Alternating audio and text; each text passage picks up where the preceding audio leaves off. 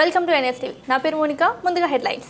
అల్లూరి జిల్లా ITDA వారి ఆధ్వర్యంలో నడుస్తున్న రంపచోడవరం ప్రభుత్వ ఉపాధ్యాయ శిక్షణ కళాశాల డిఎడ్ కళాశాలలో పనిచేస్తున్న కె పోతురాజు అను వ్యక్తి కళాశాల విద్యార్థుల పట్ల అసభ్యకరంగా ప్రవర్తించిన తీరును విద్యార్థులు మీడియాకు తెలియపరచడంతో విషయం తెలుసుకున్న రంపచోడవరం ఎమ్మెల్యే శ్రీమతి మిరియాల శిరీష విజయభాస్కర్ ఈ రోజు కళాశాల వద్దకు వెళ్లి పరిశీలించడం జరిగింది.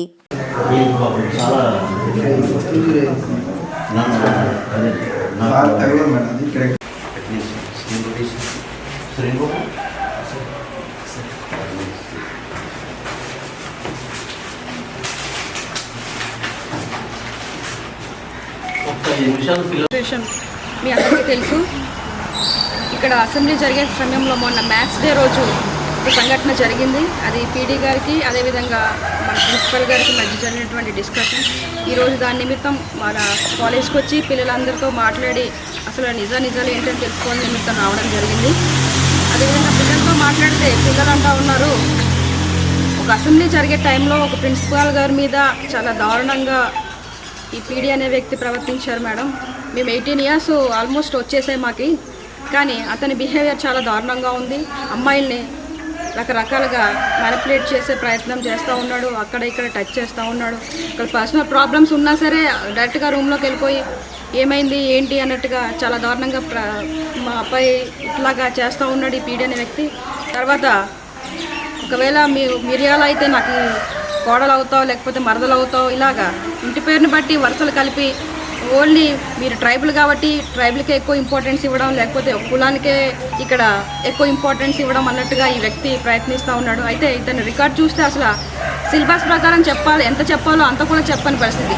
ఓన్లీ ఇతను ఏంటంటే అమ్మాయిల్ని ఏ విధంగా మ్యానిపులేట్ చేద్దాం, లేకపోతే మతాన్ని ఏ విధంగా ప్రచారం చేద్దాం, కులాన్ని ఏ విధంగా ప్రచారం చేద్దాం అన్నది ఇదే పెట్టుకున్నాడు తప్ప పిల్లలకి ఏ విధంగా పాఠాలు చెప్దాం, పిల్లల భవిష్యత్తు కోసం ఏ విధంగా నాకు ఇచ్చిన పదవిని ఏ విధంగా ఆ పోస్ట్ని నేను ఎలాగా దానికి న్యాయం చేయగలనన్న ఇదైతే లేదు.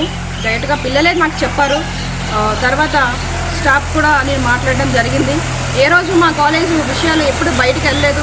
ఎందుకంటే మా కాలేజ్ లోపలికి కనీసం ఒక మీడియా కానీ లేకపోతే ఒక ప్రెషర్ కానీ లేకపోతే ఇతర పొలిటీషియన్స్ కానీ లేకపోతే మత ప్రచారకులు కానీ ఎవరు కూడా రాలేదు. ఈ రోజు వరకు కూడా మా కాలేజ్ అనేది బయటకు వెళ్ళలేదు. కానీ ఇప్పుడు ఈ జరిగిన సిచ్యువేషన్లో ఇట్లా బయటకు వెళ్ళాల్సి వచ్చింది. మేము చాలా షేమ్గా ఫీల్ అవుతూ ఉన్నామని లెక్చరర్స్ అందరూ కూడా చెప్తూ ఉన్నారు. నేను ఒకటే తెలియజేస్తూ ఉన్నాను, ఇప్పుడు కొత్తగా వ్యక్తి పిల్లల ముందు ఒక లెక్చరర్ని ఒక ప్రిన్సిపాల్ని కొట్టడమే తప్పైతే మళ్ళీ దాన్ని ఇంకో రకంగా తీసుకెళ్తూ ఉన్నాడు. గిరిజన సంఘాలన్నీ బయటికి రావాలి, ఒక కోయ వ్యక్తికి అన్యాయం జరుగుతూ ఉంది, మీరందరూ న్యాయం చేయాలి, అందరం కలిసికట్టుగా వెళ్ళాలి. తప్పు చేస్తే ఎవరైనా తప్పే, నేను కులమే, నేను ఎస్టీ కోయే, అలా అని తప్పు చేసాడని అతను సపోర్ట్ చేస్తే తప్ప కదా. దయచేసి కుల పెద్దలు కానీ మత పెద్దలు కానీ ఎవరు కూడా రాజకీయం చేయాలని మాత్రం ప్రయత్నించొద్దు. నువ్వు ఎస్టీయా నాన్ ఎస్టీయా లేకపోతే హిందువా క్రిస్టియనా ముస్లిమా అది కాదు విషయం. తప్పు చేస్తే ఎవరిదైనా చట్ట ప్రకారం శిక్ష పడాల్సిందే. కాబట్టి నేను కూడా మన గిరిజన సంఘ నాయకులు కూడా ఒకటే కోరుకుంటా ఉన్నాను, ఏది నిజం ఏది న్యాయం అయితే అటువైపు వెళ్ళండి. దయచేసి అన్యాయానికి మాత్రం మీరు తావివ్వద్దు. నేనైతే అలాంటి వాటికి నేను ఛాన్స్ ఇవ్వను, సపోర్ట్ కూడా చేయను. కాబట్టి ఇతను తప్పు చేశాడో స్వయంగా పిల్లలే చెప్తా ఉన్నాడు. కాబట్టి అతనికి ఏదైతే చట్ట ప్రకారంగా ఆల్రెడీ నేను PO గారికి సబ్ కలెక్టర్ గారికి విషయం కూడా చెప్పడం జరిగింది. దాన్ని ప్రాపర్ ఎంక్వైరీ చేసి అతనిపై యాక్షన్ తీసుకుంటామని చెప్పారు. కాబట్టి తదనంతరం ప్రాసెస్ అంతా వెళ్తుంది. కాబట్టి తప్పు చేసిన ప్రతి ఒక్కరు కూడా ఎవరికైనా సరే శిక్ష పడాల్సిందే, తప్పుని అనుభవించాల్సిందే అని సందర్భంగా తెలియజేస్తూ ఉన్నాను. దయచేసి మీడియా వాళ్ళు కూడా విషయాన్ని అందరికీ కూడా తీలపరచాలని కోరుకుంటా ఉన్నాను. ఎందుకంటే తప్పు చేస్తే కులం లేదు మతం లేదు ఏదీ లేదు, తప్పు తప్పే, నిజం నిజమే. దయచేసి అందరూ అర్థం చేసుకోగలరు. ధన్యవాదాలు.